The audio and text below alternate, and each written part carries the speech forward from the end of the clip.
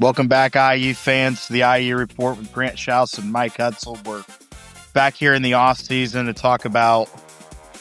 The other day, Indiana football went to the White House, which I probably shouldn't say this. Whether you're a Republican or Democrat is pretty neat. Got to rub elbows with the President of the United States, and I thought that was pretty sweet. Your thoughts on the national champions going to the White House? I mean, it's an honor. It's, and I know there was, the groundswell back at the end of the last decade where, oh my God, you can't go to the White House with this guy.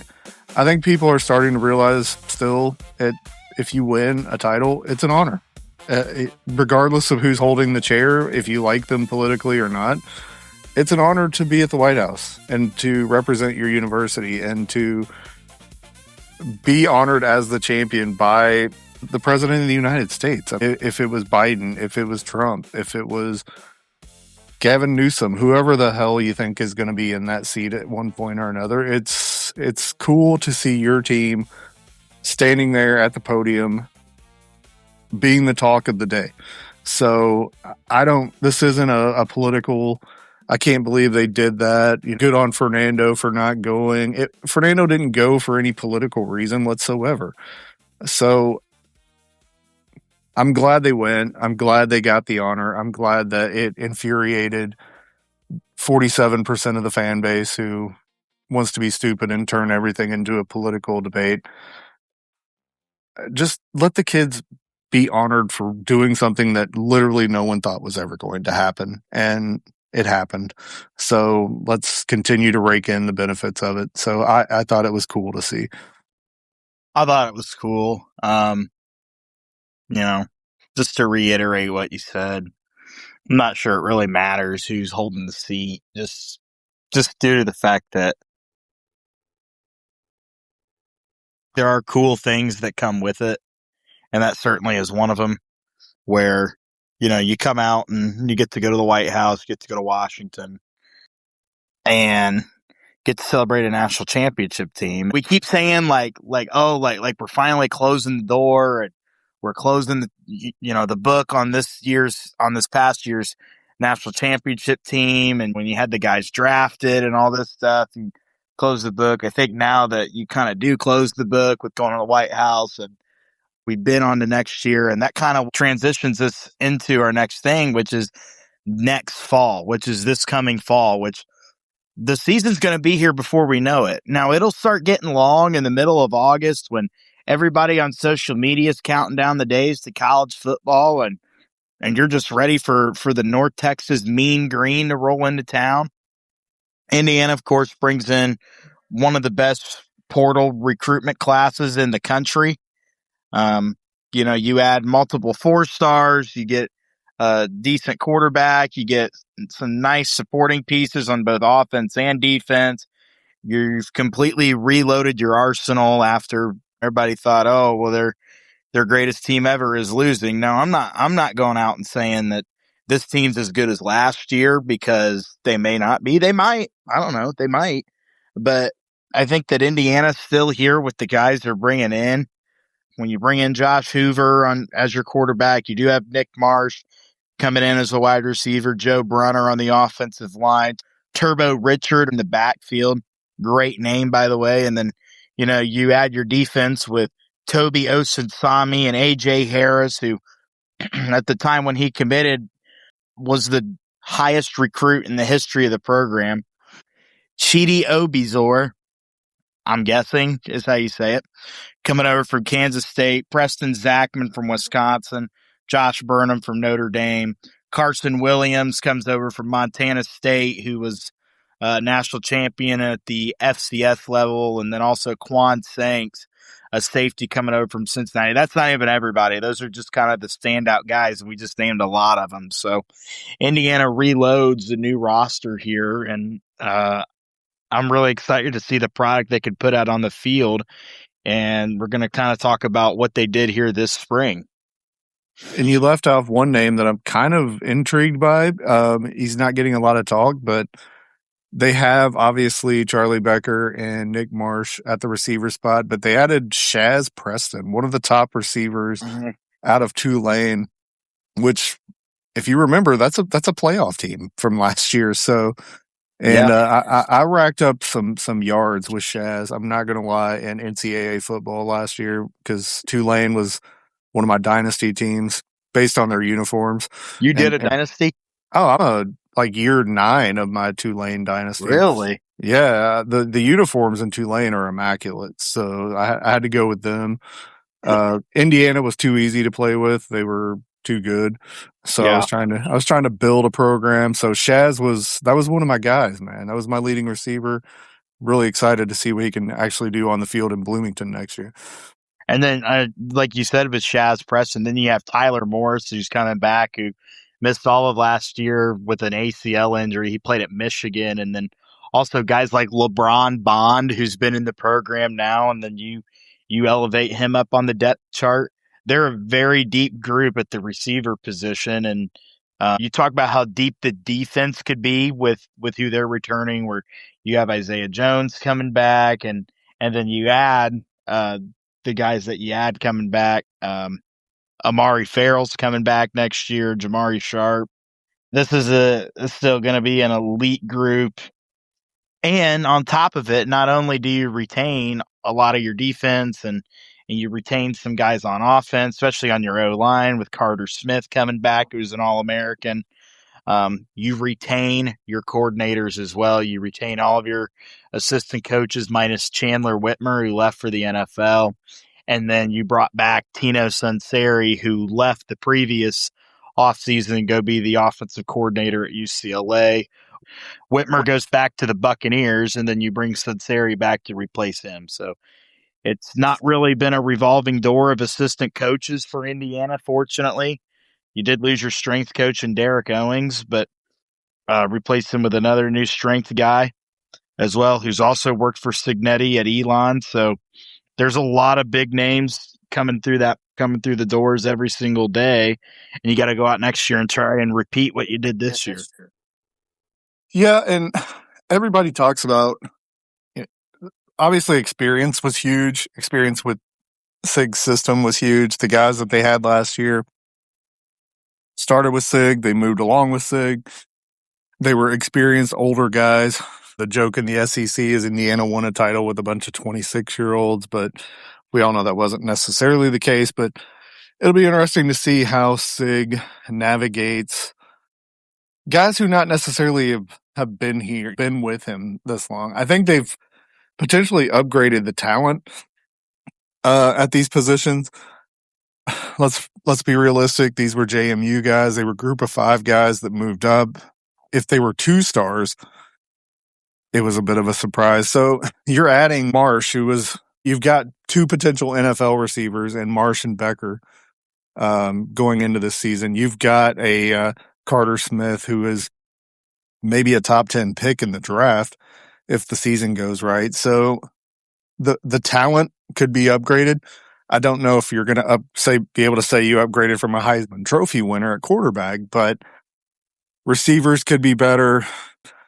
The depth in the backfield is going to be pretty crazy. I know you had Hemby and Kalon last year, but you're going into this year with you talked about Turbo Richard, Lee Beebe coming back from his knee injury, and we've talked a lot on this podcast about the explosiveness and what we've seen out of Kobe Martin, the running back. So potentially there could be more explosive playmakers on the field.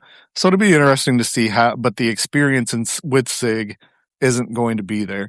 So it'll be interesting to see how that balances out. Yeah, I agree. And again, last year, like you said, Indiana had one of the oldest teams in the country. Maybe the oldest team in the entire country. And this isn't like high school where like you graduated like 20 seniors off of a high school football team, and then maybe you only have like 9 coming back next year or even less. With the new age in college football where you're bringing guys in and out every year that are 5th, 6th year players, and That's just the way the game is now. And if people don't like it, I'm sorry. If this was your team who was doing it, I'm sure it wouldn't be an issue. It's No, that plain and simple. no, not at all. Not at all. But this off season, it was pretty interesting. It seems like we've gone from we kicked Bama's ass and their fan base kind of took it in January. But as the offseason's gone on, they've just been the loudest bunch of Yeah. bitches, man. I don't know why either. That's the thing. So I'll tell you this, went to the spring game. And if you're, and you guys may have saw this because you're friends with me on Facebook. I went to the spring game and I met up with a friend, a guy who lives down in Cincinnati, works for the NCAA. He's their like like their cybersecurity guy. And his name is Dave Anderson. And he goes, I don't know why, but his nickname is Dave Hoops. And this guy, you may have run into him at a game, is always wearing these T-shirts with something funny on them that he makes. And he comes up with these ideas, and some of his stuff's floated around and has gone viral and all this stuff. He's a good guy. And the shirt he wore to the spring game was that Alabama fans are the human version of an above ground pool. And I can't think of a better phrase to describe them than what he did. They're horrible, dude. Like you have your defensive coordinator that is quite literally chirping at them and getting in arguments with their fans on Twitter in the middle of April. The game was played 4 months ago. So I don't understand why you feel the need to try and compensate. And it's they're defending their team when their team literally quit on the field. They stopped playing the game. I went back and watched that not long ago, a couple weeks ago, and I remember like watching the first quarter and I'm like, oh my God, dude, like how did we beat this team 38-3? And then as the game kept going, I was like, that's why right there, because they stopped.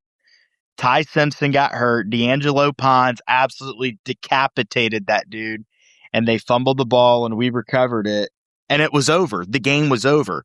You could have made the argument the game was over when you got that fourth down stop, but it still wasn't like they still weren't at the level that they were on later in the game in the third and fourth quarter, and they just didn't stop doing what they were doing. Indiana absolutely beat the crap out of that team.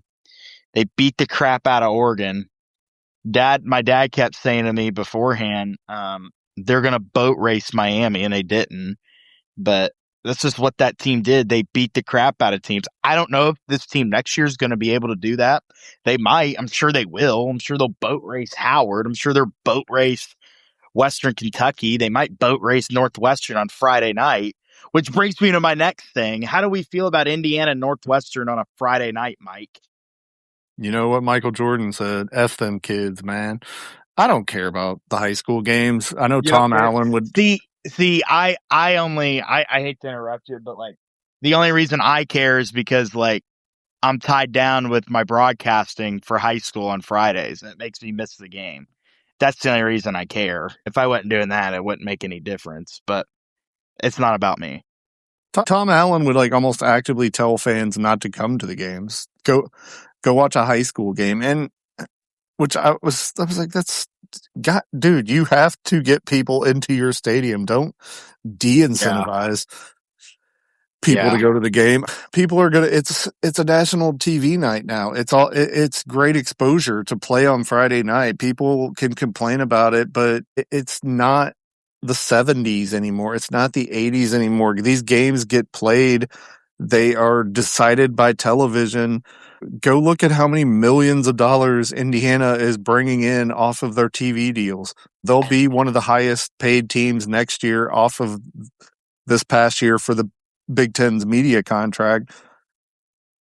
If you have to play on Friday night and cash the type of checks that Indiana is going to cash because of the TV money, you're going to play on Friday night. I'm sorry, it sucks. People may have to miss a high school game if they have to make a decision. I may have to make a decision. I don't know what my son's football schedule is going to be like next year. He's probably going to be JV, so he won't play, but it's a decision people are going to have to make, but it's the reality of media rights in 2026 that Indiana is going to have to play on a Friday night on a nationally televised game in a conference opener. And hopefully the only thing that sucks is you won't be able to bring recruits in. That's the drawback, the biggest drawback to a Friday night game. I don't agree with the fact that I can't think of a national championship team or contender that plays on Fridays, right? Like you never see Ohio State playing on Fridays. Michigan's there playing on Fridays.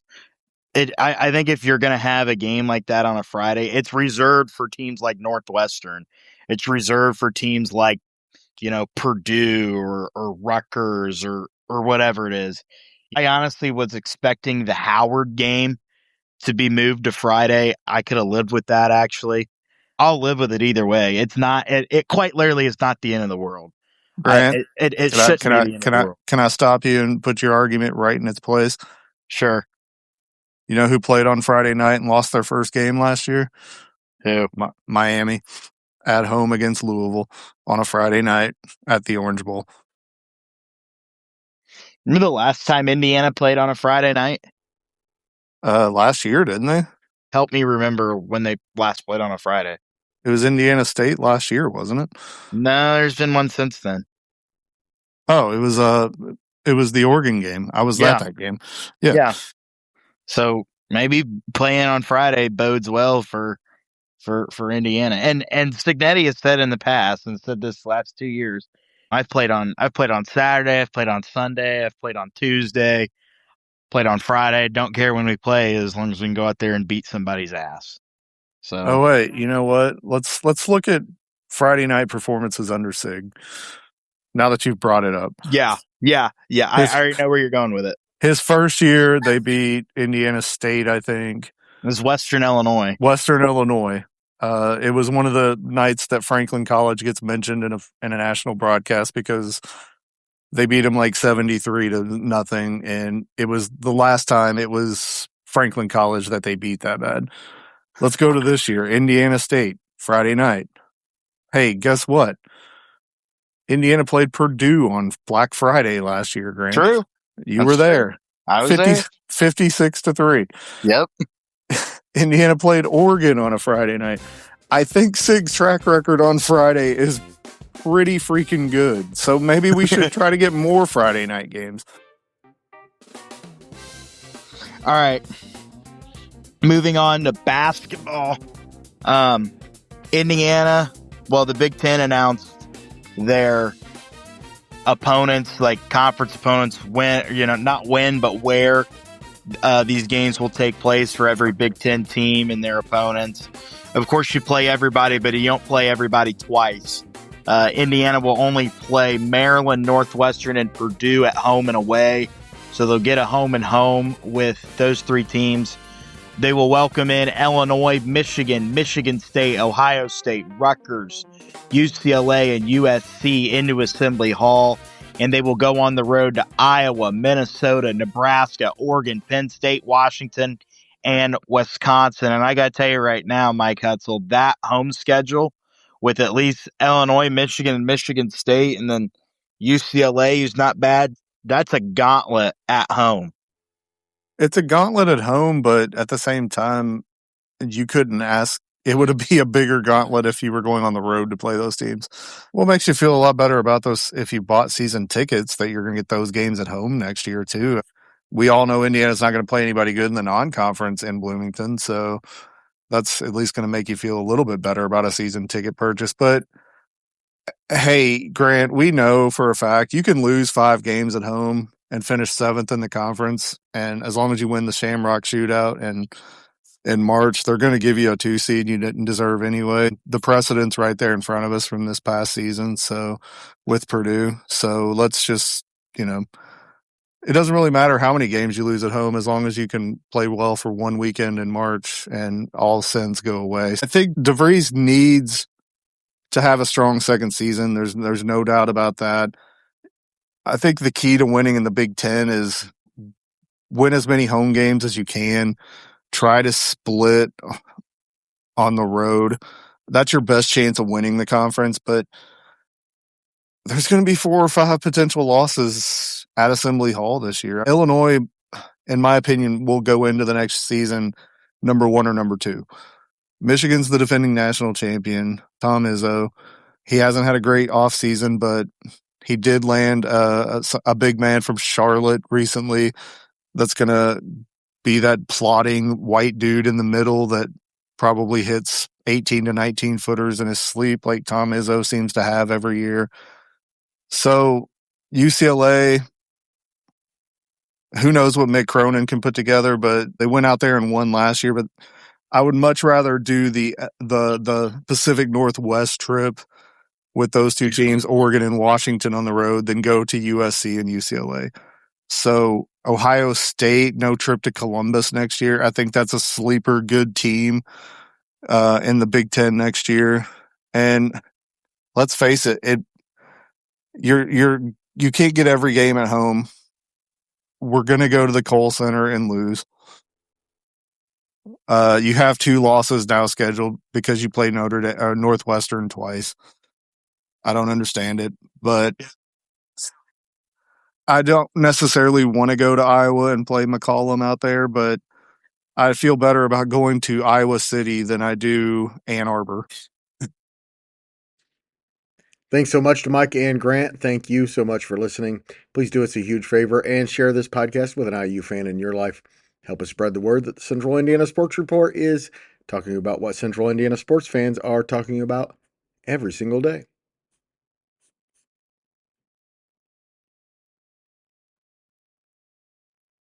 The Central Indiana Sports Report is a product of ITG Media, and I love Susie.